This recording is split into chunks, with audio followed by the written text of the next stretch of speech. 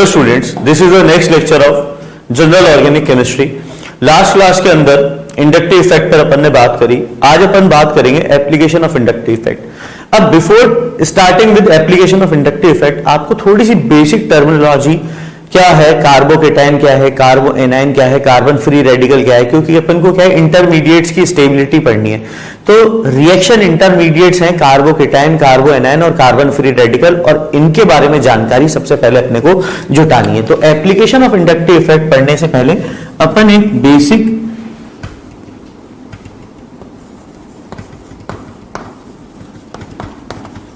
Knowledge इकट्ठी कर रहे हैं। कार्बोकेटाइन,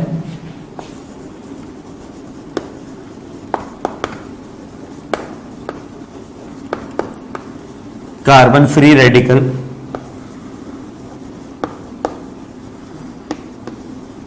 कार्बो एनाइन के बारे में ये तीन टर्म है क्या, और इस पर डिस्कशन अपन करेंगे। ये चीज ध्यान रखना है, जो कार्बोकेटाइन है इसको कार्बोनियम आयन भी बोला जाता है। Carbocation is also known as carbonium ion. जिसके भी पीछे ईएम लग जाए वो पॉजिटिव चार्ज स्पीशी होगी।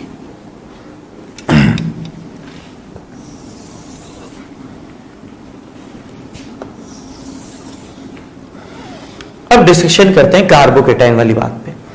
तो कार्बोकेटाइन क्या है बेटा? कार्बन एटम की इलेक्ट्रॉन डेफिशिएंट स्पीशी है, जहां पर हेटेरोलिटिक फिशन हुआ है और कार्बन एटम का इलेक्ट्रॉन कोई दूसरा लेकर बाहर निकला है। तो जब कार्बन एटम का इलेक्ट्रॉन कोई दूसरा लेकर बाहर निकला है तो कार्बन एटम पर 3 बॉन्ड पेयर और एक वेकेंट पी ऑर्बिटल बचता है, पॉजिटिव चार्ज स्पीशी। तो यहां पर अपने पास 3 तो बॉन्ड पेयर होंगे प्लस एक वेकेंट पी होगा।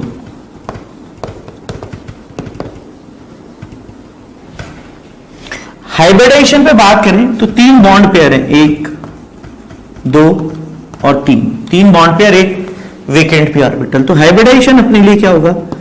sp2 हाइब्रिडाइजेशन, और शेप कैसी होगी? Trigonal planar.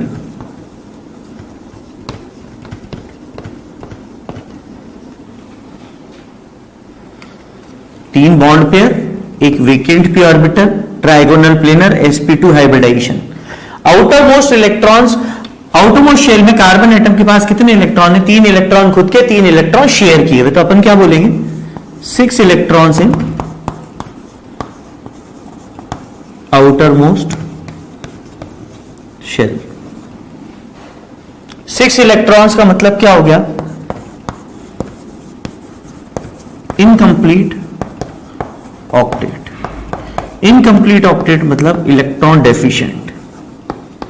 अब एक नई टर्मिनोलॉजी इंट्रोड्यूस कर रहा हूं यहां पर इलेक्ट्रॉन डेफिशिएंट के लिए, इलेक्ट्रोफाइल। इलेक्ट्रोफाइल क्या होगा? इलेक्ट्रॉन डेफिशिएंट स्पीशी को ही क्या बोला जाता है? इलेक्ट्रोफाइल बोला जाता है, जो कि इलेक्ट्रॉन पेयर रिसीव कर सके किसी से ऑक्टेट कंप्लीट करने के लिए। जैसे इस कार्बन एटम के पास 3 बॉन्ड बने हुए हैं, एक वेकेंट पी ऑर्बिटल है, अगर ये किसी से 2 इलेक्ट्रॉन एक्वायर कर लेता है तो ऑक्टेट कंप्लीट हो जाएगा। तो इलेक्ट्रोफाइल, इलेक्ट्रॉन लविंग स्पीशी भी बोला जाता है इसे। और इलेक्ट्रॉन लविंग स्पीशी कौन होगा? जिसके पास इलेक्ट्रॉन की कमी हो, इलेक्ट्रॉन डेफिशिएंट स्पीशी। सारी बात समझ में? तो ये 3 बॉन्ड पेयर हैं, एक वेकेंट पी ऑर्बिटल है, शेप कैसी है? Trigonal planar. हाइब्रिडाइजेशन क्या है? sp2। 6 electrons in outer most है, इनकंप्लीट ऑक्टेट है, इलेक्ट्रोफिलिक स्पीशी है, इलेक्ट्रॉन डेफिशिएंट स्पीशी है। Carbon free radical. Carbon free radical क्या होता है? होमोलिटिक डिसोसिएशन से बनता है।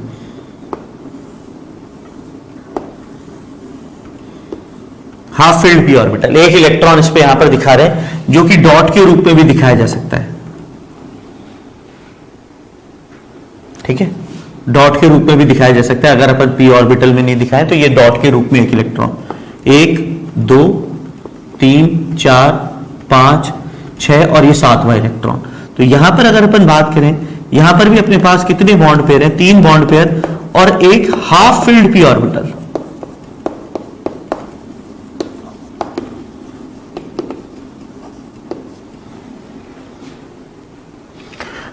फिर हाइब्रिडाइजेशन वापस क्या होगा?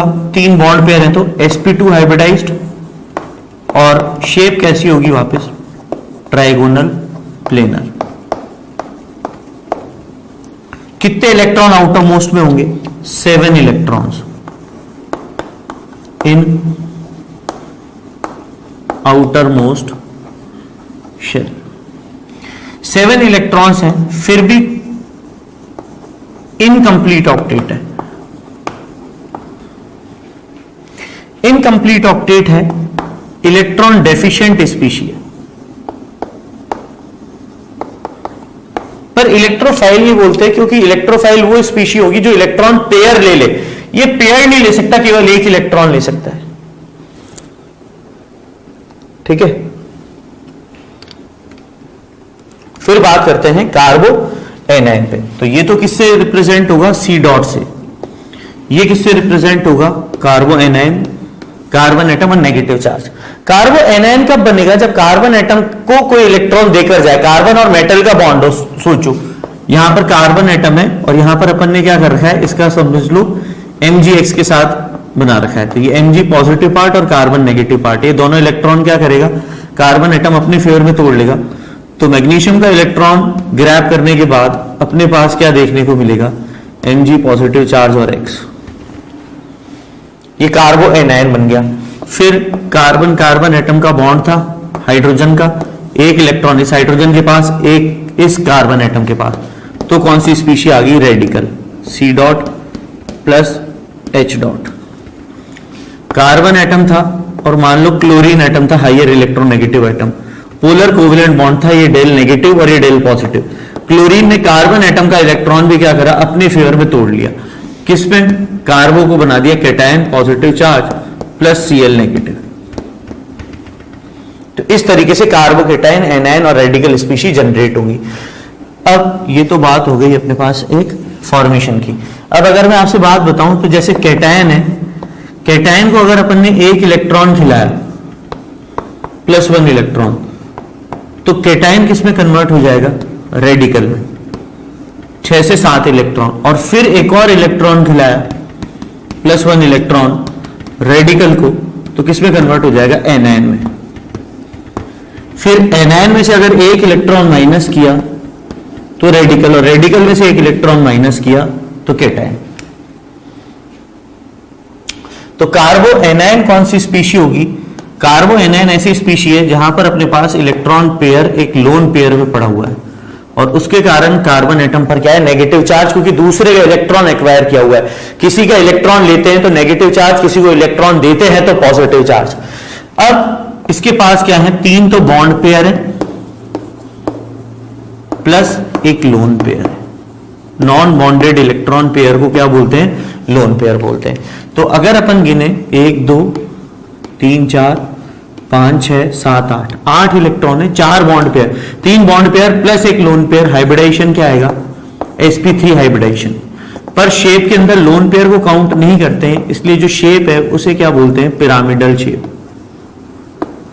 शेप कैसी होगी इसकी, पिरामिडल शेप होगी, टेट्राहेड्रल नहीं होगी। फिर अगली बात, 8 electrons in outermost shell, मतलब क्या बात है, कंप्लीट ऑक्टेट। लोन पेयर है इसलिए इलेक्ट्रॉन रिच भी बोला जाएगा। अब इलेक्ट्रॉन रिच के साथ साथ एक नया वर्ड फिर इंट्रोड्यूस कर रहे हैं, ये कौन सा स्पीशी है, न्यूक्लियोफाइल। न्यूक्लियोफाइल क्या होता है, न्यूक्लियस लिविंग स्पीशी।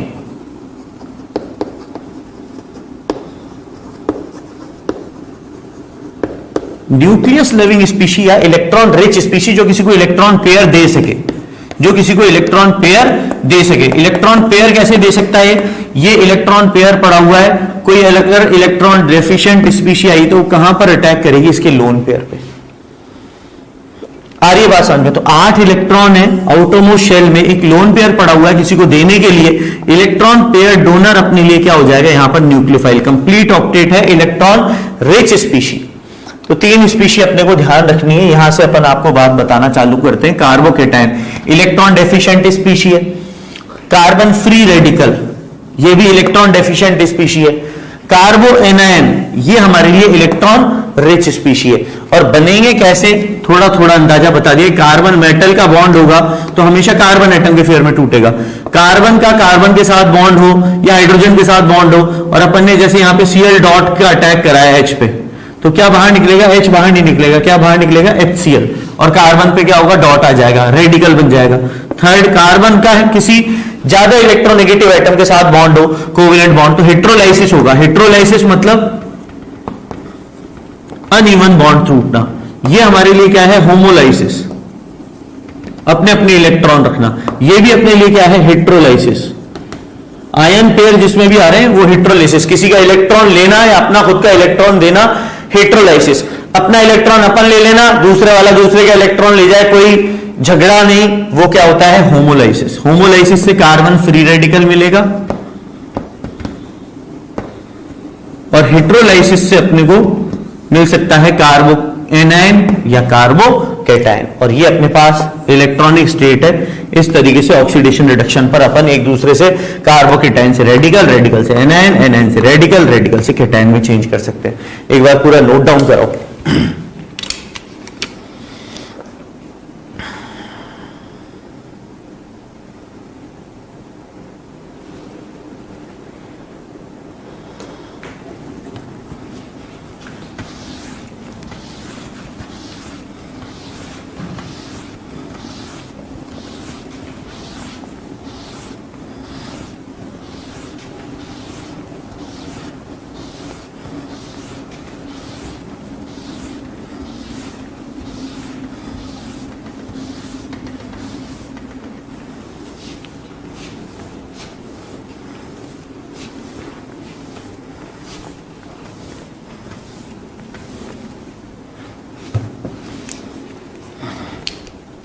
आ रही बात समझ में? तो अब यहां पर लिख रहा हूं एप्लीकेशन ऑफ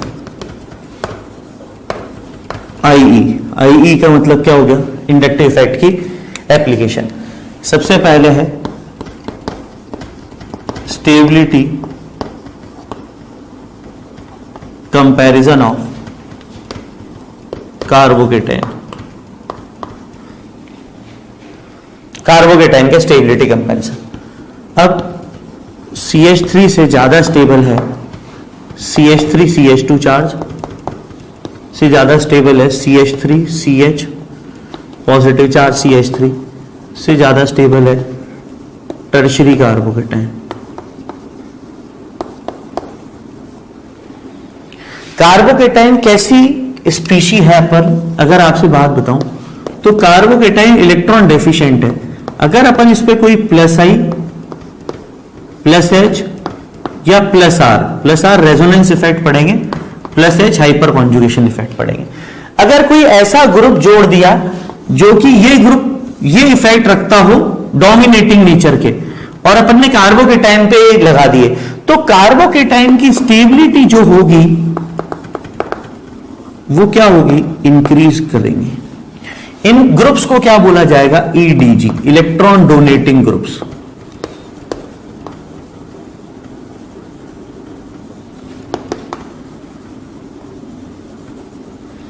तो प्लस आई ग्रुप कार्बोकेटाइन की स्टेबिलिटी बढ़ाएगा, क्योंकि कार्बन एटम इलेक्ट्रॉन डेफिशिएंट है। जैसे एक मिथाइल ग्रुप एडिशनल आ गया, तो इस मिथाइल ग्रुप का sp2 की तरफ इलेक्ट्रॉन्स कौन सा इफेक्ट जाएगा, प्लस आई इफेक्ट जाएगा, इधर की तरफ ये इलेक्ट्रॉन देंगे। फिर यहां पर बात करें CH3 CH पॉजिटिव चार्ज में, तो ये इलेक्ट्रॉन इधर देगा, ये मिथाइल ग्रुप भी इधर की तरफ इलेक्ट्रॉन देगा, इलेक्ट्रॉन डेंसिटी का धक्का देगा, प्लस आई और प्लस आई। और यहां पर क्या होगा, तीन तरफ से अपने पास कार्बन एटम पर क्या होगा, इलेक्ट्रॉन डेंसिटी की सप्लाई आएगी, तीन तरफ से प्लस आई इफेक्ट। इसलिए 3 डिग्री कार्बोकेटाइन सबसे ज्यादा स्टेबल होता है। अगर मैं बात बताऊं, नाम याद रखना, इसको बोलते हैं बेटा टर्शियरी ब्यूटाइल कार्बोकेटाइन। ये 3 डिग्री कार्बोकेटाइन है, ये हमारे लिए आइसोप्रोपाइल कैटायन है, ये हमारे लिए इथाइल कैटायन, और ये हमारे लिए क्या है, मिथाइल कैटायन। अगर एक जनरलाइजेशन लिखूं तो CH3 पॉजिटिव से ज्यादा स्टेबल होगा RCH2, 1 डिग्री कार्बोकेटायन, R का प्लस आई लगेगा क्योंकि एक तरफ से ज्यादा स्टेबल होगा RCH और R वाला पोर्शन, 2 डिग्री कैटायन।